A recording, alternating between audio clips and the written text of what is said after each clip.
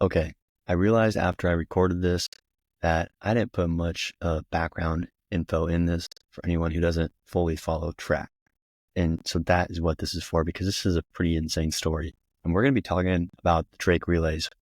Now, this is a track meet that has started back since 1910 in Iowa, and it has grown into one of the biggest, most respected track meets, not only in Iowa, but honestly in the country, because it's not just for high schoolers that come here. It's not just a high school event, but they're lined up. They're racing the same days that college stars, pros, even sometimes Olympians come and race here. Okay. It's pretty crazy honor to step on the track for the teams and for the athletes who get there. And so for high school athletes, the Drake relays is the stage. Like before you have state, you have Drake relays, and that is what you're working for. Only the best of the best get the chance to even compete there. And that's where you really prove if you are one of the best of the best. Big deal to be on the same stage as those Olympians and also just be running in that stadium. You're part of something that's big. And the next thing I wanted to point out is the 400-meter dash. You probably have heard a joke or two about this, but it is one of the hardest races in track. If you want to punish someone, you tell them, go sprint the 400 meters or go do it on repeat. It's a brutal mix of speed and then just a little bit of that endurance of just not quitting. And it's not even just running fast. It is that mental toughness to keep pushing. The legs start screaming, chest starts pounding. There's not much that you can do besides just gut it out. And in the collegiate at the high levels, they're running 45-second range, mid 40s. And so for a high schooler to get close to that is pretty insane. And in 2024, I was following this forever because it is my old high school. Jackson Johannes went out, broke the Drake relays record in the 400-meter dash with a ridiculous time of 47.67. And actually, let me look at when the last one was at. Looks like the old record was 48 even from 2004. That was just a quick source that I found. But I just want to point this out that it's insane. And he did it from lane 1, which is basically like the worst spot because you have a tighter curves. And so you're last seated if you're in lane 1. He still crushed it. And it's not just one of the Drake relays records, which it is, but it's a top 10 fastest ever in the Iowa high school track history. So think about this for a second. This kid is racing at an event with some of the best athletes in the world watching. He goes and drops a wicked performance. And it just shows how tough and talented you have to be to compete at the Drake and also let alone beat a record. Now, Jackson pulled this off. It wasn't just cool. I mean, I knew it was cool, but after hearing the story more in depth and just talking to him about this, and I was planning to talk to him about more than just this, but we were just so involved in this story and everything through it because I didn't know all the things that came about that we only really covered this. So hop in this. I wanted to ensure you knew kind of the epitome of this and just also point out Jackson's doing big things now. He's working on his next stuff. He can't just live in that moment his whole life. So check out this podcast with Jackson Johannes on the athlete's health.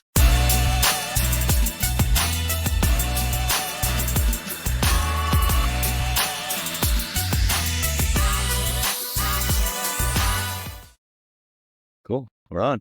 Welcome to the Athlete's Health Podcast. Here talking to athletes, coaches, leaders, anyone we can learn some tips, tricks, tools from on the mental game, the mental side of performance is what I'm really all doing here. And guest today, pretty cool, pretty interested in hearing this conversation. Graduated same high school, but a few years apart. And it's Jackson Johannes. And Jackson, I'm pretty excited to talk to you, dude, because I always have been following the track since I graduated. But I did see your progress, and like your name doesn't really pop up till a year or 2 years. And so that's why I'm pretty excited to talk to you about all this. So Jackson, you want to introduce yourself here super fast, kind of what you're doing now, what you got going on, and then we'll just see what's up. Yeah, so my name is Jackson, and I'm running track at Iowa now. and I just graduated from Prairie last year. And yeah, I'd say should I start going through like my years? Yeah, dude. Let's hear how you first got into track, because I know for some people it's like, oh, it's fifth and sixth grade, it's just fun, and then it's middle school, like go out for track, it's just something to do. But I was kind of curious on how that all started for you. I'd say like fourth grade, fourth and fifth grade, kind of got into track. I started at club track with Iowa Speed, and the like crazy thing is like it's coached by the head coach at Iowa now, Is it? which I is didn't know that. pretty interesting. Yeah, so him and his wife did it, and me and my sister got into that when we were pretty young, and I feel like that kind of sparked like the love for it because I did like all the sports. Like I was big into football, but I was always known as like the fast kid rather than like Speed kid, yeah. yeah, rather than like actually good. So and then I'd say like seventh grade, like I like was pretty good in seventh grade, like middle school. And then after COVID, I had like no work ethic when I was a kid. I like during COVID, I didn't do anything. I just was on the game all the time. But then like when I got back in the freshman year trek, I was terrible. Like I was like literally you can look it up on the team. I was the second worst 400 runner we had. I This ran, is your freshman year? yeah, freshman year. I was the worst on the team in the 400, and I ran a 62 my first meet, and I just had a bunch of problems with like injuries when I was a freshman. So I ended up actually like having to quit the team, and I was like, I don't know if I'll be coming back to this because I just like I wasn't good at it, but I still had that love from when I was a kid. So I decided to stick with it. And my sophomore year, decided to work a little bit harder because I didn't want to have that like regret again. And so I worked out during the winter of my sophomore year, but not very hard because I still like hadn't developed like a true like work ethic for it. Yeah. And I got into my sophomore year and things went a little bit better. I ended up running a 54 and running at some varsity meets, but it was still like the same thing where I wasn't that good yet. A lot of people in my class are still better than me. Like other sophomores? Other sophomores are still better than me. So it's not like I was like a standout or like really important to the team. So still there, I was like, this kind of is like not that fun, but I got a little bit of taste for like what it was like to actually like contribute to the team rather than being the worst. And just seeing that drop, it was like a huge confidence boost to me, knowing that I could actually do something with it. And that led to me working a lot harder my junior year. Junior year, I was like, yeah, I want to be on the 4x4. I want to make it to state. I want to run 49, like break 50. Like that was like the biggest thing to me, like in the world. I was like, if you run 49, like you're you're a dog, like you're dang near Olympian, something like that. And so I was just like, yeah, I want to run 49. And so I worked really hard and I was just kept emailing the coaches. Like I would go to these meets over the winter and I opened up with a 54, which was my PR from last year. So I was like, oh my gosh, like this is huge. And I would just kept emailing my coaches. Like they probably got annoyed at me at some point. But I was like, yeah, I just really want to be able to contribute to the team this year. What coaches were And you emailing? I was emailing Tierney and Okay, so, Schwartz a little so like bit. the high school Yeah, coaches? the prairie Okay, okay, coaches. Yeah. okay. And then uh I ran a 53-0, which was big for me because I mean that's getting close to that 49, but still not really. But this was indoor at the beginning of the season, Yeah, so that's this kind of indoors, meant a so lot. Yeah. And I ended up getting the time, and this is when school track started coming, so that was just club. I had a good enough time to make it to indoor state, which is at ISU, and it's really good competition. and I was able to get in the open 400 there. And I had been stuck at 53 for like past couple meets, and I was getting super frustrated. At this indoor meet, I ran a 52.6, I think, and that was just like a big breakthrough. And after that, I just kept dropping time, and by the end of that year, and when I actually got a chance to run at state, I qualified for state my junior year. I ran 50.8, which is still like just okay, but it was a lot of improvement from the last year. And I was on the 4x4. That was huge to me. That's really all I wanted to do, was be on the 4x4, because I knew our team was good. We had a chance at breaking the school record. And to me, that was just a huge, huge like concept, like goal Yeah. to me. And so we made it to state, but actually before this, I had ended up breaking my arm at a track meet. So yeah, I broke my arm at a track meet. It was super windy day, and I was on the sprint med. It was the sprint med is the first race of a track meet. I'm running the 200 leg, and I go to hand off the baton. I hand off the baton, and I just trip on my spikes, like completely, like super unathletic play. And I go to like put my hands out to catch myself, and I landed wrong, and it just hurt so bad. And I kept grabbing it, and I was like, went over to my friend. I was like, I definitely just broke my arm. Like I had broken my arm before, and I knew the feeling. And then my coach came over to me. He was like, are you okay? And I was like, yeah, I feel great. I feel fine.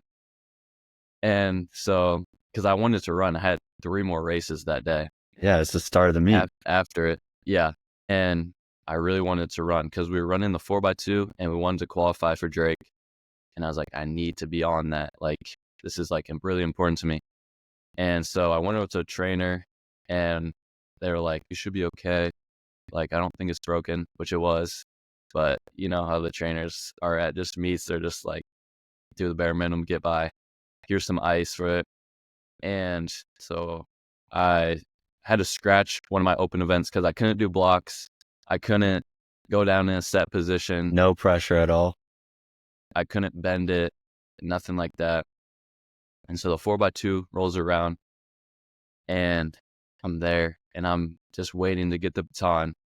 And I'm like, my arm is throbbing right now. But I got the baton. I go to swing my arm. The first swing, That's what it I was just shooting wondering. pain. Shooting pain comes through the arm. So I just was running with one arm, and I ended up splitting like a 22.2 or something.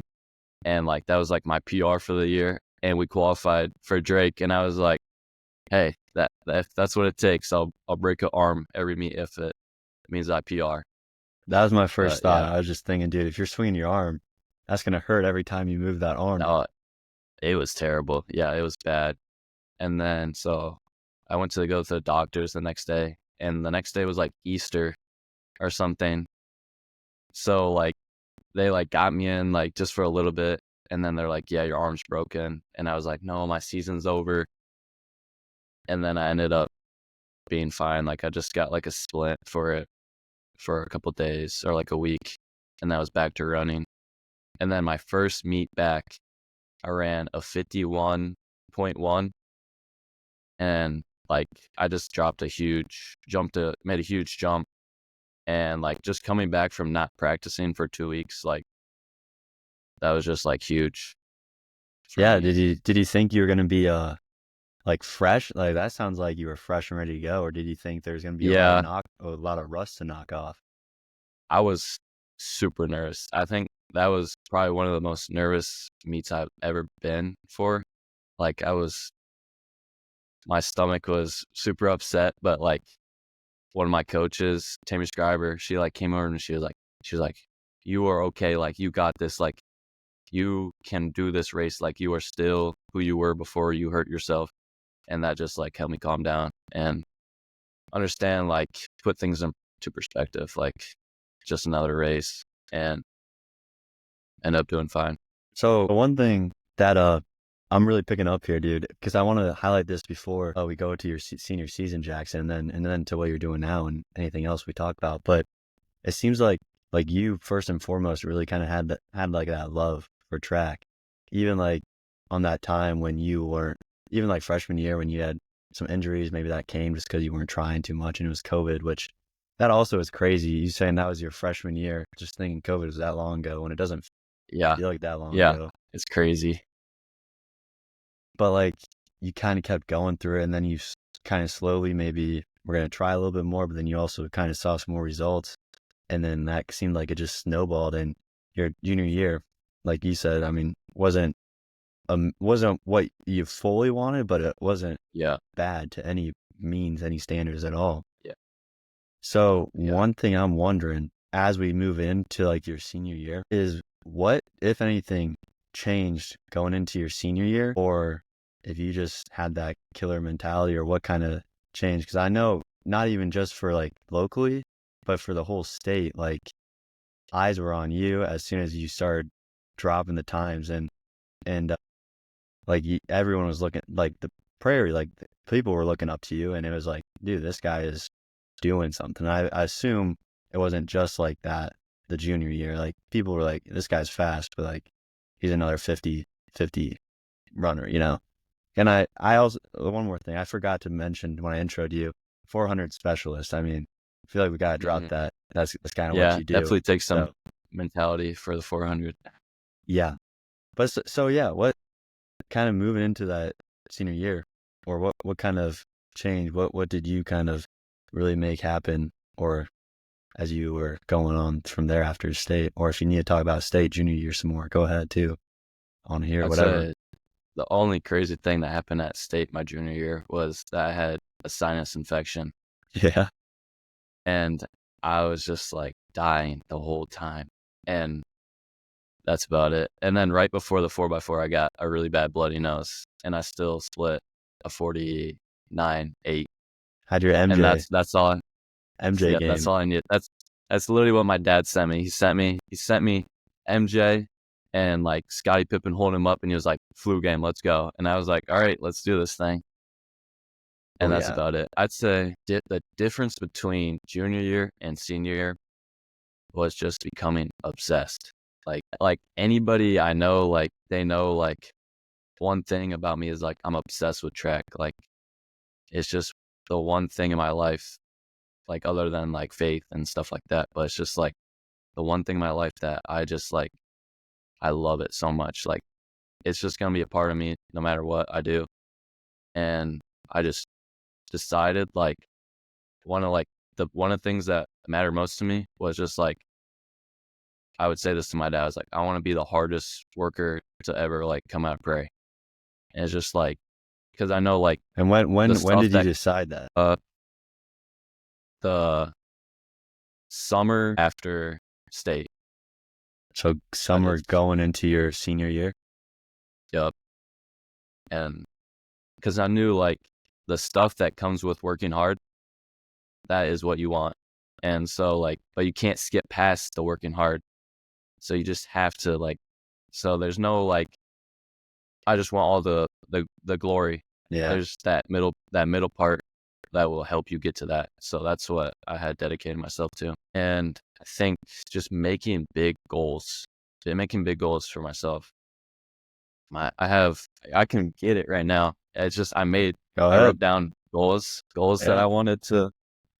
So I got my goals for this year on the other side, but yeah, I wrote this down, and this was like I had wrote all these down, and I was kind of embarrassed to like show my dad because they were just so far out there, like a 47 and the open 400. I had only ran 50.8, and then like get all the school records pretty much, and then I just wanted to run at Drake and end up winning, and then I wanted to get 4 medals at state, get 4 medals at Drake, just like crazy goals. And not all of them happened, but as you can see, like a lot of them are filled out on here. Yeah. And so like, I feel like just doing that, like, and I just put it on my door.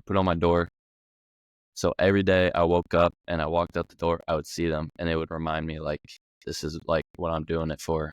And so, yeah. And I was yeah, just you gonna go. say you became obsessed, man. That is Yeah, awesome. That's it's and having those goals like how you had them. That's something that I just always think like you climbing the mountain like you're making that mountain pretty tall, pretty hard to climb, yeah, but you're yeah, going through it. And the one other piece I wanted to say just off of what you were saying was the glory and the hardship road to it. I'm like everyone, especially your senior year, everyone can read Jackson Johannes. Oh my gosh, he's so fast, he's running, but they don't see it. And I mean, I didn't see it, but I just know like probably the laying on the ground at track practice in the summer and winter in the hallways, just doing everything you could in the weight room. Probably, I know you were probably hitting the weights at least somewhat to build that love that. speed up to push through the 400 too. I mean, they don't see any of that, and it's just wow, this guy's so fast. But that's why I said I'm assuming, and I know everyone you'll be more humble, but I'm assuming a lot of people were looking up to you that senior year of all right, we got. I'm sure you were kind of leading the pack, the workouts, saying let's keep it going and stuff like that. You know what I mean? Yeah, I was definitely trying to. My parents were always just like, if you got to be a leader, and I tried my best to like try to like, raise like bring kids up and stuff like that. But yeah, and so I did a lot of training. I trained all the way from summer to actual season, and I would just go out to the track every day, and my dad would come with me, which is huge for me. Mm-hmm. And I worked out I started at 5 times a week, and I was just on the track pretty much every day.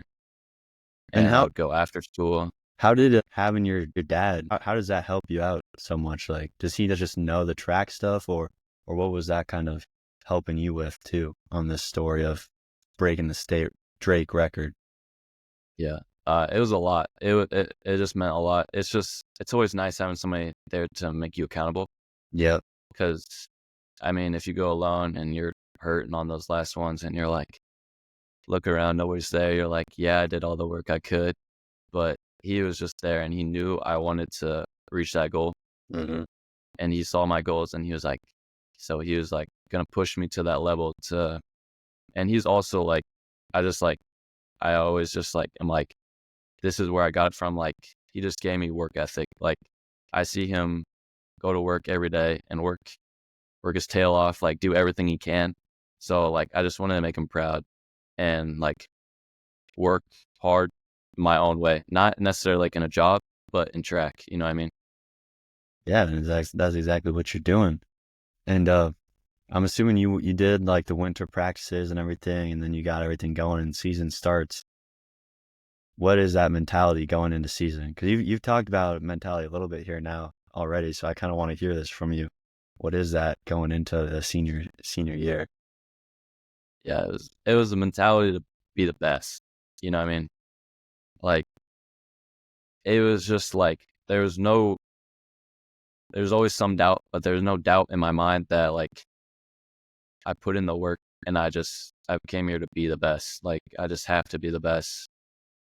And it's a lot of just like, I need to do this. I need to do this. Like, I have to run fast to go chase my dreams. And my dream was always to be at Iowa.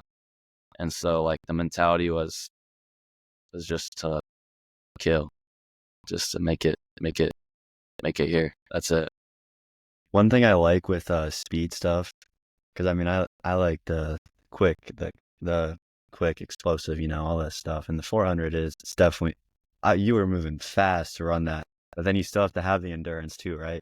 I mean, it's a whole different ballgame. But one thing with the kill mentality is I've been hearing a lot about like thinking about uh quick people like cats, like you're a big cat, like you're gonna be kind of slow, you're gonna be methodical, but then like probably in your workouts and everything else, you get out there and you murder it, you crush it. And as you were just saying this, one thing, and also just because cats are so fast, they can jump like crazy. But I was really wondering, like at practice, and this is not knocking anyone else. I know there's fast people on the team, but is it were you like always in the front? Do you have to start behind? Because like you guys are all doing the same things. Is it just coach and other people like pushing you, saying like keep it going? Because So like you're not like The that much ahead crazy of people, at least in some instances when you're doing reps on reps. What was that kind of like? I really want to hear that because I know some people who stood out in the crowd and still do when they're at practices, and it's a different thing.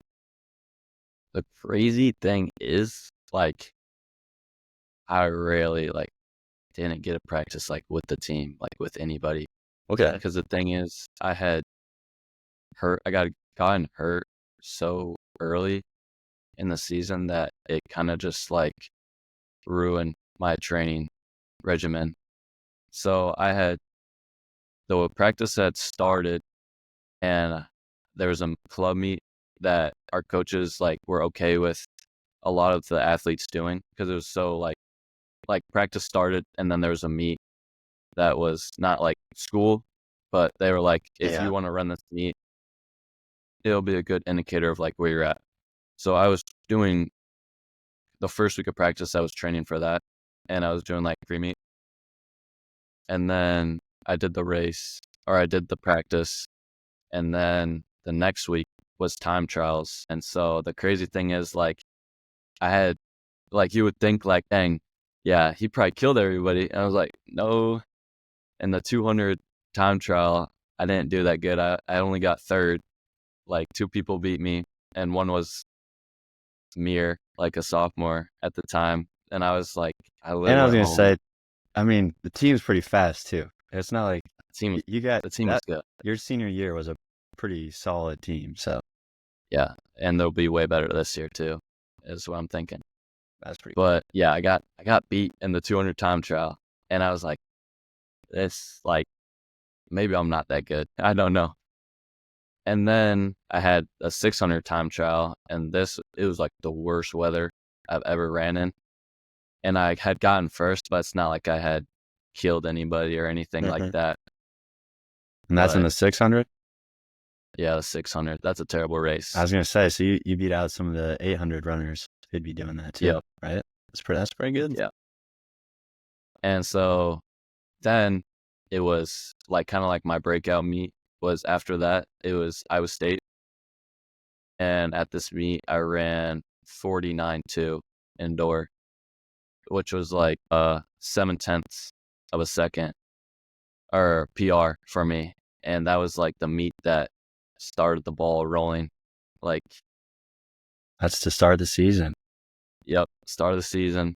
And I had gotten second. And you might be familiar with Bound. And Bound was posting me. And I was like, my gosh, I'm on Bound's post. Like, the whole state follows this. And it was just like stuff like that. Uh-huh. I think I was third in the state for a while, which was huge. I was like, just that much closer to my goal, that much closer to my goal. And I So was so at that doing, point, let me ask you super fast too, because I don't know the answer, but at that point, you weren't. It wasn't like, oh wow, it wasn't like, wow, that's so cool, and like you let off the gas. It was like, oh, this is pretty cool. I see my goals every day. Pedal to the metal now. Let's get it. I was just mad that there's 2 more people ahead of me. You know what I mean? Like the job was not finished at all. I mean, like just you can either have a taste of success can slow you down or it can speed you up. That's all it is, That's a really, good quote. in my mind. And then, yeah, the next week we were doing practice and it was super cold out. And I got out and I just my hamstring. I've never felt a pain like that in my life. And I just thought I was done for the season. I had strained my hamstring pretty bad. And so I wasn't working out with the team for the next couple of weeks. I think it was like 3, maybe 4 weeks. I was just on my own, like 1 week completely off, 2 weeks of on the bike, and then 1 week of just like doing easy Super jogs. jog, yeah, stuff just to get it Yeah. going. Yeah. And so I had talked to my coaches and I was like, I think I'm ready to get back running. And so I did a 200 time trial at practice while they were at a meet. And I ended up running like just like a 22.9, which isn't that fast or anything, but it like gave me peace in my mind that I can run fast without my hamstrings exploding. You know what I mean? Okay, so that maybe kind of helped you kind of get over that fear, because I know a lot of times like you might have that fear like holding you back, like, yo, dude, can I like actually sprint, or is this just gonna happen again? But that you're saying that kind of got you over that hump per se. Yep. Thank you for listening in and watching the Athlete's Health Podcast. I just want to put this on your mind here. Upgrading the mental side of both the athletics and life, tying it into the physical stuff that we are doing. Come 2025, our mental gym is going to be revamped to studio level video quality, and our worksheets, everything will start to be licensed out to organizations, to schools, places to implement this. If you want to check out the mental gym, let me know. Otherwise, we got our online community where we are diving deeper into these deep dive subjects each week, live Q&A with the online community group where you can ask any questions about any of your teammates or anyone in the sorts, and we can hash out those mental sides and elevate the game in the online community. Otherwise, our one-on-one coaching is still leveling up. Let me know if you want to be a part of it as I keep taking on more athletes, coach them on the mental side, and sharpen their skills very specifically to their needs. Otherwise, keep enjoying this free content. I love to help you out, give you the value. If you want a little bit extra sauce, check out the weekly newsletters every Sunday. Free trick and tool on this topic that only people on the newsletter get. Check that out at the website, theathleteshealth.com. Thank you for watching and leveling up your mental game. All right, Yep. cool. The game got me over that hump, and then I was able to run the next meet, which was a big meet. This meet had been marked in my calendar all year. It's the biggest meet Prairie goes to. It's in Des Moines, and all the best runners go there. But I didn't get to run my race, so it was like bittersweet. I got to run still, and I ended up winning, which was crazy. It was my first meet back, and I ended up winning. What did you And run? I ran a 22.9, just like I did in So you ran practice. a But 200? yep, it was super windy. It was like 30-mile-per-hour winds. Yeah, and that kind of just gave me that like swagger back a little bit. You know what I mean? Mm-hmm. And then the home meet, we had our home meet a couple of days later, and I was running the 400 again, and I was like super pumped about it. My grandparents are coming down, and it's the home meet, and I was like, earlier in the year, I was like talking to my dad, and I was like, I want to break the school record at the home meet because that would just be cool. And it was Coach Schwartz's last home meet or something like that. They had named it after him, so I thought that would be pretty cool. So I was getting warmed up for that, the 400, and this race opened things up. I'd say like each race I had ran in high school was just like a building block to get to Drake. Like this one, I opened up, I just sprinted it. I just went in with that, like, it's PRER, Mm-hmm. and I just went out super fast. I just sprinted it. I had passed the guy on my outside right away, and I hit 200, and it's the first time this has ever happened. Usually when you hit 200, you want to be done with the race. When I hit 200 this time, it felt good. It felt really good. And I ended up running a 48.9 for my first meet back, and I was like, okay, I still got it. I still got it a little bit. Uh-huh. And then there was a meet the next week, and I was running the 4x2 and the 4x4. 4x2 went good. 4x4 at 200, my hammy popped in the 4x4. Like you heard it? You heard it? Felt it pop, and I was like, ooh, that's not good to feel that anymore or again. And I actually ended up finishing the race, winning. You did. And yep, probably shouldn't have done that, but I don't know. It was something in me was just like, we're just gonna keep going. Like, I want to win this race still. Mm-hmm. And Yeah, you're in the middle of it. Unless it's super bad, you're gonna keep going. yeah, I was able to get through it. But this was 2 or 3 weeks. This was 3 weeks before Drake. I was gonna say Drake's coming up here in your stories. This was three weeks before Drake. So what happened to So your hamstring? this time? Anything? I had strained it again. Strained it again? Same one or different one? Same one. Same one. Same spot. So the last one probably didn't heal like at all. Yeah. And so I had a phone call. I got on a call with the guy who had trained me in the summer and winter, Brendan Thompson, and he knows a lot about hamstrings, and he Yeah. knows a lot about me. Like, he's helped my mentality a lot, and he knows my body. He knows me. He knows everything that I've been through. And it was like an hour-long phone call with just him and my dad, and we were like just brainstorming, like, what are we gonna do to either run at Drake? Are we gonna skip Drake and just go for state? And those were the things that were on the table. Like, and so your 48.9 at Prairie qualified for Drake, didn't it? I mean, that had to have. Yeah. Okay. I had qualified right away the first meet indoor, so that was good.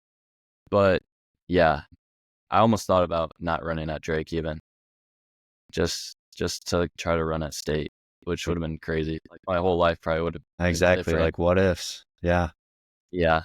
And so I just biked and did 400 repeat workouts.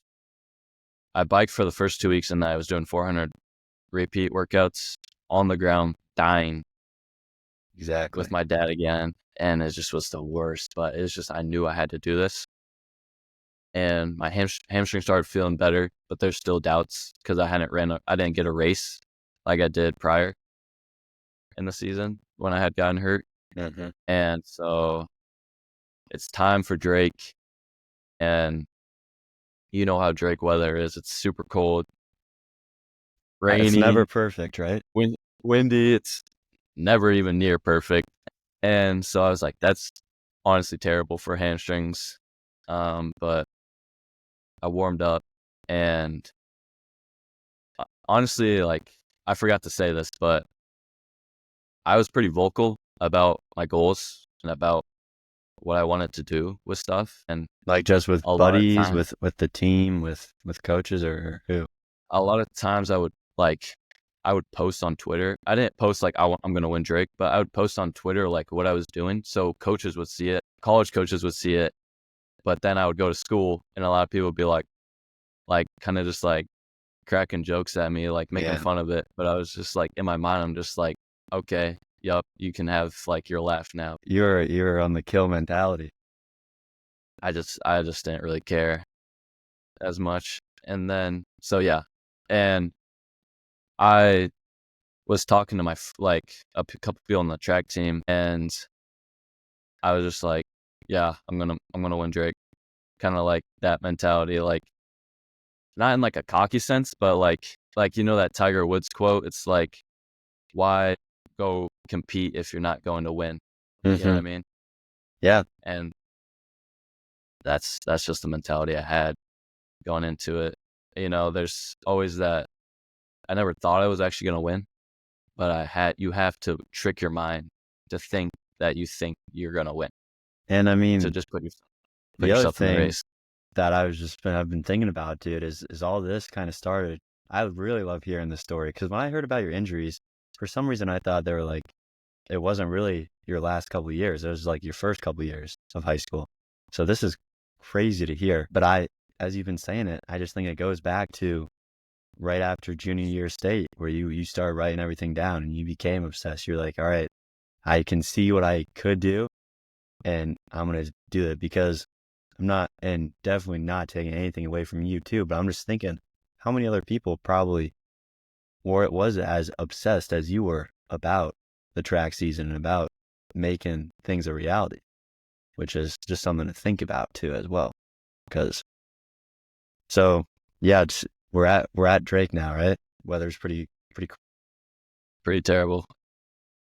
Yeah, at Drake, and I'm warming up, and I'm looking at my competition like around me, and like I just felt locked in. Like the playlist was hitting. It was hitting, all the right songs were coming on, and I was like, what type of vibe is that? Is that some hip hop? Is that what playlist is going? Definitely some rap. Okay. Definitely some rap going on. I'm usually not like a rap guy. Like, I just save rap for like warm up. and that's about it. But I'm kind of like a slower R&B type of guy. All right. But so it makes the rap kind of hit 10 times harder. Yeah. So All yeah, right. I I was just had to warming up. ask that one. Yeah, I was warming up, and I just felt good. Felt sharp, and You were in the I was zone. I was ready to go. And like the funny thing is, like a bunch of just like random events like were happening that just led up to Drake. So I didn't have any Tiger Balm in my bag to like numb like the pain of my hamstring. So Yeah. I texted the track and field group chat. I was like, anybody have Tiger Balm? Like, please like rush it to the warm up area. And my teammate Weston came in clutch. I got the Tiger Balm, threw it on my hamstring, and I was like, okay, I don't have to worry about my hamstring right now. And then I ran out of water, and I was like, ooh, my mouth is super parched right now. I'm super nervous. And I'm in the line. They called us to like go out to go to the track. I don't have any water. And I see this guy drinking water. I'm like, can I have a sip of that? And he was like, go ahead. And I downed some of the water, like made me feel a lot better. And I think the biggest thing was I felt relaxed. Like this was the biggest race of my life. And I felt relaxed. I felt like super calm. Like I never felt like that before a race. They say cool, calm, and collected for a reason, Jackson. I mean, Mhm. that's where you were. Yeah, yeah. And I'd usually like the biggest thing I battled with like my first couple of years was like pre-race nerves. Like I almost wanted to quit because I would throw up before I ran. That's how bad it was. And this, I just didn't feel that way. And something came over me when they called us to go set our blocks and get ready to run the race. I just looked up in the sky and I just said, through God, I can do all things. Through God, I can do all things. And I just repeated it over and over so that I believed it. And I truly believed it when I got into my blocks. I was like, felt completely. And another thing I did was I wrote in my spikes at the beginning of the year. I wrote 47 and Philippians 4:13, which is that verse. Okay. So it all came together in that moment. That's pretty crazy, dude. I got chills. Yeah. And the star says, on your mark. And I go up I get into my blocks. I'm saying it still. And he says, set. And I go up and set. The gun goes off. And I just got out. And I had this is another crazy thing. I had never told anybody this besides my dad and my coach. But in Spanish class, so a couple of days before Drake, I was bored out of my mind. I wrote down what I wanted to do at Drake. I wrote down 47, 7, and then I wrote out the split 21 or 22, 5, and 25, whatever the math is. Yeah, right? yeah. I wrote that down in my notebook. I wrote down what everybody's seed times were, and I wrote down what my game plan was. My game plan, catch the guy to my outside by 150. I did that. Hit the 200 and accelerate. And then hit the final stretch. Whoever's in front of you, look at their back and stare their back down until you pass them and win. And that's what I wrote in my notebook, just in Spanish class, just because I was bored. And it all like came to fruition, which is crazy. Okay, so back to the race. Got out and Prairie, there's just a bunch of Prairie people all right in the corner, 100 meters in. And I heard them all hearing them all cheering for me. And that felt like amazing. And I just like started sprinting. I was like, oh my gosh, like it just like gave me a boost there. And then I had got my race plan to a T so far. I had passed the guy that was on my outside at the 150 to 200 mark. And I saw the timer because I was in lane 1. I saw the timer right as I passed through 200 and it hit.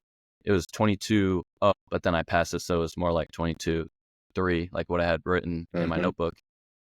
And Mike J, and any track person knows, if you hear Mike J say your name, you better go out there and run your hardest because having Mike J say her name is an honor.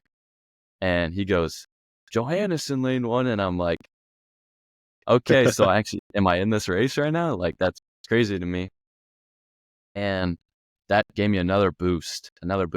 So I hit with 200 left, I hit the next 100 pretty hard, and I hit that curve. And when I came off the curve, I'd never been in this position before. I can see out of my peripheral. Mm-hmm. I see Zondervan, Fairchild, and one other guy. And I'm like, I'm not in last right now because I'm seated. I'm supposed to be last right now. Yeah, you're in lane 1. I see these people to my side. And I'm like, I can actually win this race right now. And that just gave me another boost. There's more confidence right there, just building. That was coming into the stretch, coming into the last 100. Yeah, into the home stretch. And there's 50 meters to go, and now I'm even with them. So I just decided to go for it, and I'm like, I can win this. And I just am staring down that finish line, and the crowd is going crazy. And I stumble the last 5 meters, and I'm like just straining to get there. And I cross, and I'm like, I don't know if I did it, but I don't care because that was just like, I know I got maybe a medal at least. That would be insane. And I'm looking up at the board, and it goes, Johannes, 47.6. And I'm like, 47? Like, I would have been happy with 48 or just a school record. Like, and so I just went crazy. Like, if you've seen the video, I celebrated like crazy. Like, I threw my hands in the air. It was like hands on my head. I was just in disbelief. I was pointing up at the sky because I had talked to God before the race, and I was like, thank you for everything. Like, it was the most surreal dream, and it's still surreal to me. The most like dream experience I've ever had in my life of just crossing that finish line, seeing the time, and then Mike J coming on the intercom and saying a Drake record. And I was just like, that was crazy to me. You don't hear that one very often. Nope, not at all. So yeah, that was probably the best moment of my life. I mean, hopefully I can have some better ones, but that was crazy. No, I mean, by how you go and attack that moment and preparation, planning for it and everything else, I definitely see you having some pretty cool moments in the future and seeing what leads up to it. And you got that flag, probably went up to the team. Probably the team was going crazy. The team was, yeah. The best thing was like the team was super supportive of me, which was perfect. Like, they all like were waiting for me, and they were cheering for me when I came out the tunnel with the flag. I asked for pictures, like joking around like that. And I was just like, it just felt good to do that for the team. You know? Man, dude, that is a pretty dang crazy story, because it really just highlights, because my first thoughts are just how many other people that you were racing against. They had the talent and stuff, obviously. Oh yeah, and how, for sure. It was the most competitive field ever. I was just thinking how many of them really focused on it to the extent that you did, that were obsessed, that put in all the time, everything else. Like, it's not even just the time of like the workouts and everything. I'm just thinking about all the time you probably put into this. Like in your Spanish class when you're bored, and you're writing all that stuff down. That's what I'm talking about, of just all the extra things to see it come true. That is insane. Because the other thing is, I'd say sometimes it doesn't always come true. Like you said, some of your other goals didn't even come true. So like it's kind of the way things go. But that is just insane, dude. How many times have you told that story? Told kind of all this? I was gonna ask you that at the beginning, but I forgot. All of this, like the Drake story. Yeah, really, a couple times, like to my parents and to a couple people on the team, but like that's about it. And to my coach, Brandon, of course. Oh yeah, that is insane. A lot of crazy things. One thing I really wanted to get your input on while I had you on here was just kind of like, we'll see how we spin this one, but like the 400, I mean, you got the 800s like really hard, obviously. you got different races. They have their different challenges, but the 400 is a beast, right? You get 200, like you said, you feel like you need to quit, like you're done, but you still got 200 to go. Yeah. You reach the home stretch, and you're just seeing what you can bust out. What I had two questions with this is like, what are you usually thinking throughout the 400 race itself? Because I know in like an 800, half the time they're thinking, all right, I hit my pace for the first lap, second lap, just send it. 200 left, send it. But in the 400, you're, like you said, coming out in a sprint, maybe you have a little strategy. But like, what's the kind of thought behind it? Because you come 200, maybe 350, whatever, or 250 when you're in good condition, but you're still dead. You're still dying.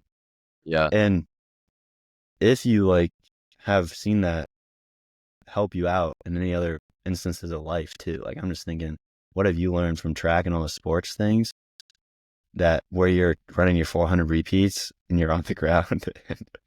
And how has that like translated to anything else you do too? Because you're a good character, I can tell. Appreciate that. I'd say like the best thought in the race is almost no thought at all. Like I've had out of body experiences, like where you're not even thinking, like your body's just running. And that's the best because then you don't feel the pain. But I'd say like the craziest thing is just like you have to have the mentality to finish or one of my coaches said is like have a nose for the finish line. Like the way you finish, that's just not taught. Like Quincy Hall in the Olympics, that's not taught. You can't teach somebody to dig deep inside of them and go finish like that. Like, so that's a lot of just mentality. And when you can do things like that and suffer through pain, I'd say track teaches you a lot in life. Like, if you can do a 400 repeat workout, it makes a lot of things seem a hell of a lot easier. Like, I have to do schoolwork. Well, I also just threw up and did 400 repeats on Friday, so I can do schoolwork this weekend. Like, this makes things easier, puts things in perspective for sure. No, it does. That's exactly it. And I mean, that's so cool to hear you say this. Before I forget this, because I want to ask you a little bit about Iowa and just kind of like what you're excited for. But honestly, actually, what are you excited for now that you're at Iowa? I mean, because that's pretty cool. Iowa is a pretty solid track program. So Iowa's definitely really good. Iowa's definitely up there for a 400 university. Like, I think they've had the winner of the 400 for the past couple of years, or like at least like 5 out of 6 or something like that. 4x4 is always good. And it's always been the dream, of course, being from Iowa. So I'm super excited. My coach is so good. Wake Knight, he's very smart, very intelligent guy, and he'll work you like a dog for sure yeah, and make you get better that way. And so I'm excited to learn from him.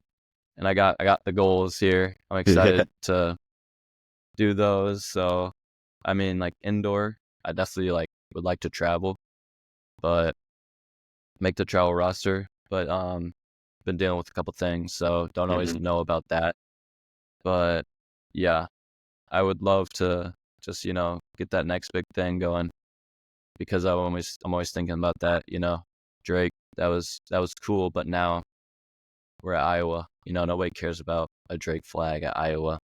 exactly. Like if That's if you so told somebody that, they would not care. one thing I was gonna ask you about that, because yeah, exactly, like that's stuff that you did and it's awesome, but obviously like you gotta continue, like you gotta keep doing stuff, which is something that like I really hope people like understand, is that if something happens, keep working on the next thing. And that was one thing I was wondering. Now at Iowa, you're the freshman and you got all the Yeah, teammates, all the people who are doing it. And so like now the role is, now you're kind of a little bit on the lower end of the totem pole again. You got to work your way up. But I have a feeling you don't mind that hustle. You don't mind the work yeah. to I prove almost it. like it. Yeah. Yeah, it's fun to prove yourself because I only had one good good year. So it's like I just get to do it all over again. I get to start at the bottom, and I know what it's like to be at the bottom, and it sucks. And I also know what it's like to be at the top, and it's amazing. So it'll make me work harder, I think. Do you get to learn a lot from your teammates too, within that regard, or just all around, honestly, I'd assume. Yeah, we're a super young team, but there is a couple older guys on the team that are super like good at explaining things and telling you like, this is why we're going to hit pace and not try to push it. Like a lot of times, like freshmen can be eager Yeah. to do a lot of the things and try to prove themselves, but there's a time and a place to do that. And a time and a place to do that is in a time trial or in a race instead of just a practice, and then you end up ruining the workout for everybody else.